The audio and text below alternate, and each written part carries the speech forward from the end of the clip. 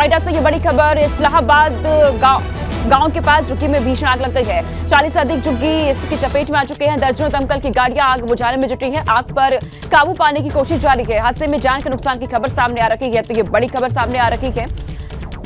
इलाहाबाद गांव के पास झुग्गी में भीषण आग लग गई है और इसकी चपेट में 40 से अधिक झुग्गी आ चुकी हैं। ये खबर मिल रही है। दर्जनों दमकल की गाड़ियां मौके पर मौजूद है। आग बुझाने का काम यहां पर किया जा रहा है। आग बुझाने का प्रयास दमकल विभाग की तरफ से। हादसे में जान के नुकसान की खबर फिलहाल नहीं मिल रही है। तस्वीरें आपके सामने 40 से अधिक झुग्गियां बताया जा रहा है आग की चपेट में आ गई है।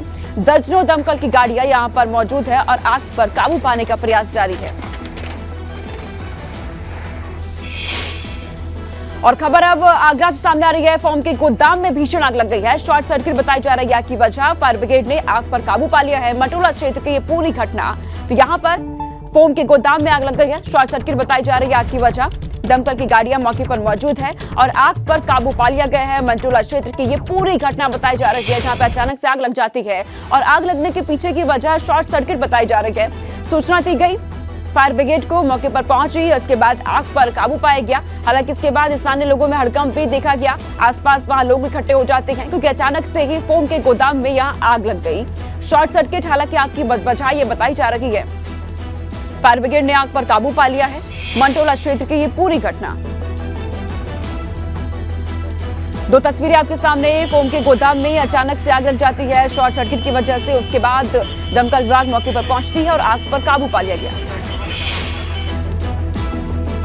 यूपी में जातीय जनगणना के लिए आज से सपा का अभियान शुरू हो रहा है। आज और कल वाराणसी में सपा अभियान चलाएगी। 26 और 27 फरवरी को सोनभद्र में, वहीं 28 फरवरी को और 1 मार्च को मिर्जापुर में अभियान चलाया जाएगा।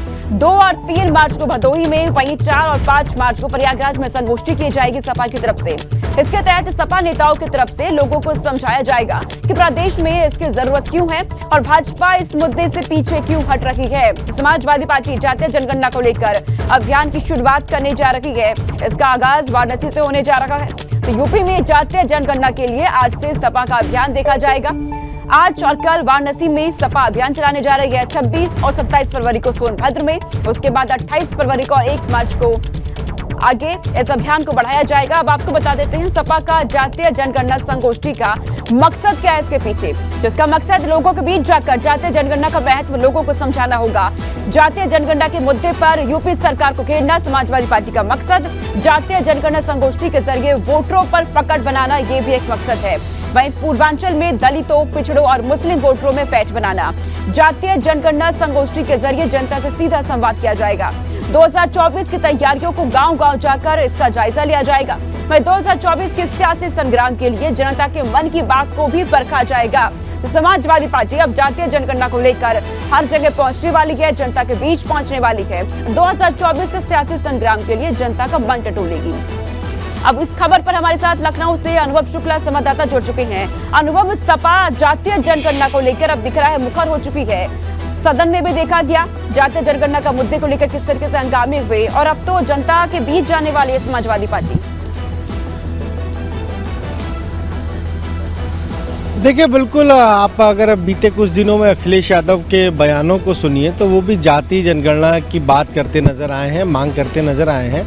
और अब समाजवादी पार्टी का फोकस इसी पर है, जातीय जनगणना को लेकर कैसे सरकार को घेरा जाए। हालांकि आप देखिए, अगर जब 2022 के विधानसभा चुनाव हो रहे थे तो ये मुद्दा कहीं पीछे था, पर अब उस चुनाव को भी 1 साल हो चुके हैं। 2024 के लोकसभा चुनाव आ रहे हैं। समाजवादी पार्टी की तरफ से स्वामी प्रसाद मौर्य ने रामचरितमानस को लेकर जो विवाद छेड़ दिया, उसके बाद पार्टी को बैकफुट पर आना पड़ा।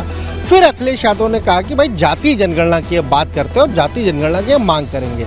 उसके लिए आज से एक अभियान शुरू कर रहे हैं। संगोष्ठियाँ होंगी अलग अलग जिलों में। अभी फिलहाल पूर्वांचल के ज़्यादातर जिलों में होगी और राज्यपाल कश्यप पिछड़ा वर्ग प्रकोष्ठ जो है समाजवादी पार्टी का, उसके प्रदेश अध्यक्ष हैं, वो करेंगे जा जाके। लेकिन कल जिस तरीके से अखिलेश यादव सदन में थे, राज्यपाल के भाषण पर बोल रहे थे, वहाँ पर भी जातीय जनगणना की बात उन्होंने की, मांग की। और जो सहयोगी दल हैं बीजेपी के, चाहे वो अपना दल हो चाहे वो निषाद पार्टी हो, उनसे भी सदन में पूछ लिया कि आप बताइए। और इसके अलावा सुभाषपा अध्यक्ष ओम प्रकाश राजभर से भी पूछ लिया कि आप बताइए जातीय जनगणना आप चाहते हैं कि नहीं।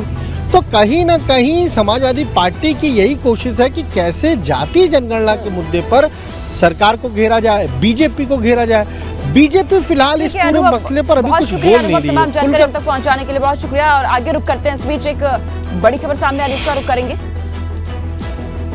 और इस बीच एक बड़ी खबर वाराणसी से है। बीएचयू में असिस्टेंट प्रोफेसर से छेड़खानी का मामला सामने आया है। कला संकाय की महिला प्रोफेसर ने स्टूडेंट पर आरोप लगाए हैं। आरोपी विदेशी छात्र मॉरिशस का रहने वाला है। क्लासरूम के अलावा केबिन में कई बार छेड़छाड़ का आरोप लगा है। व्हाट्सएप नंबर पर भी अश्लील मैसेज करने का आरोप। आरोपी छात्र की तलाश में पुलिस यहां पर जुट चुकी है। तो ये बड़ी खबर सामने आ रही है। बीएचयू में असिस्टेंट प्रोफेसर से छेड़खानी का ये मामला देखने को मिला है।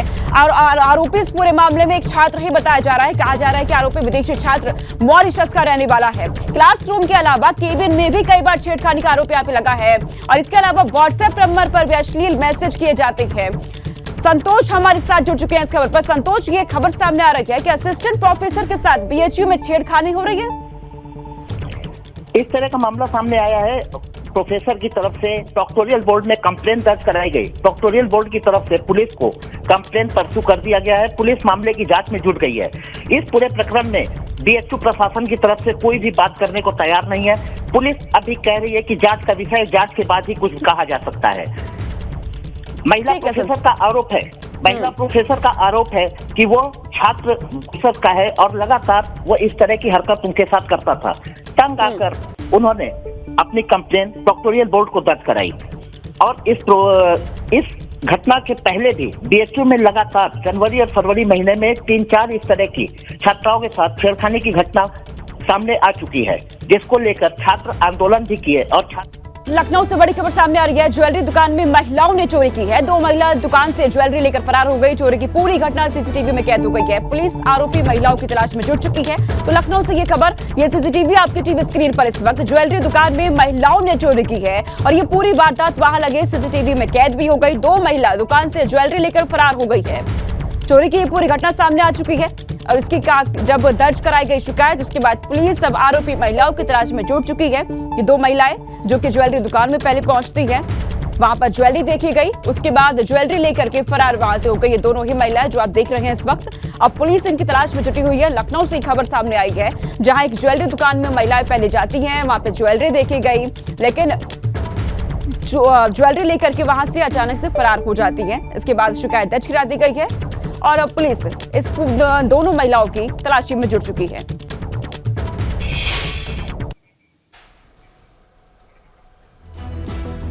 ज्वेलरी दुकान में महिलाओं ने चोरी की है। 2 महिला दुकान से ज्वेलरी लेकर फरार हो गए। तस्वीरें आप देख सकते हैं, सीसीटीवी कैमरे में पूरी तस्वीरें कैद हो गई। आप देख सकते हैं किस तरह ज्वेलरी पर हाथ साफ करती हुई ही ये 2 महिलाएं नजर आ रही हैं। पहले ज्वेलरी देखने के बहाने वो सारी ज्वेलरीज निकलवाती हैं और उसके बाद इन सभी जेवरों पे हाथ साफ करती हैं।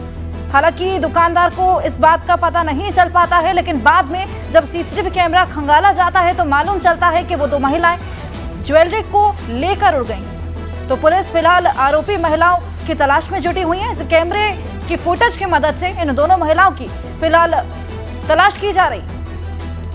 तो आप देखिए तस्वीरें, आप देख सकते हैं ज्वेलरी दुकान की ये तस्वीरें हैं। सीसीटीवी फुटेज में ये पूरी तस्वीरें कैद हो गई हैं। 2 महिला आपको यहाँ नजर आ रही होंगी जो कि पहले ज्वेलरी देखने के बहाने सारी ज्वेलरी निकलवाती हैं, सारे जेवर निकलवाती हैं, उसके बाद एक-एक कर उनको देखने की कोशिश करती हैं और उसी कोशिश में वो सभी ज्वेलरी को लेकर फरार हो चलती हैं।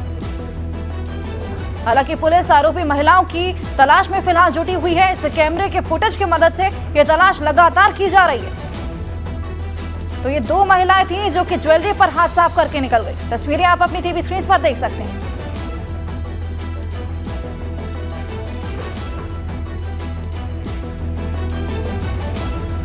मिशन 80 को लेकर भाजपा ने रणनीति बदल ली है। भाजपा ने नए सिरे से अपनी रणनीतियां बनाएगी और नए सिरे से बूथ कमेटियां बनाने जा रही है। अब बूथ कमेटी में 21 की जगह सिर्फ 11 सदस्य होने वाले हैं। 1 महिला सदस्य को भी शामिल किया जाएगा। कमेटी में प्रमुख जाति के सभी लोग शामिल रहेंगे। तो भाजपा अब अपने नए तरीके से रणनीति पर काम कर रही है। भाजपा नए सिरे से अपनी रणनीति को बनाएगी। बूथ पर यहां पर काम किया जाएगा, बूथ कमेटी में बदलाव किया जाएगा।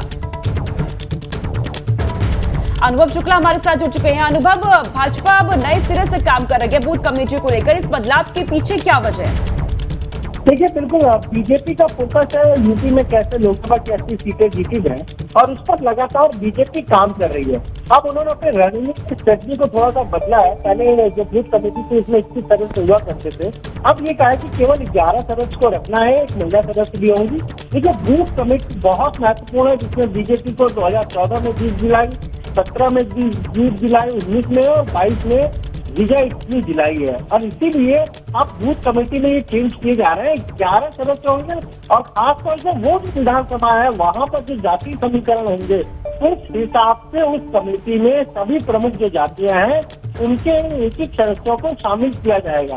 एक महिला सदस्य भी होगी। देखिए बूथ कमेटी का जो काम है वो ये काम होता है कि अगर आप देखिए जो पूरे बूथ होते हैं, अगर यूपी की बात करें 1,70,000 से ज्यादा यहाँ बूथ है, हर एक बूथ पर बीजेपी ने अपनी कमेटी बनाई हुई है और उसके लिए एक पूरी टीम बनाई हुई है। तब ये रणनीति में बदलाव है और बदलाव के पीछे वजह यही है कि मिशन 80 में बीजेपी को जुटना है। जल्द बीजेपी की नई टीम का यूपी में भी ऐलान होगा, तो उसके बाद ये जो बूथ कमेटी इसमें भी नए सदस्य आएंगे।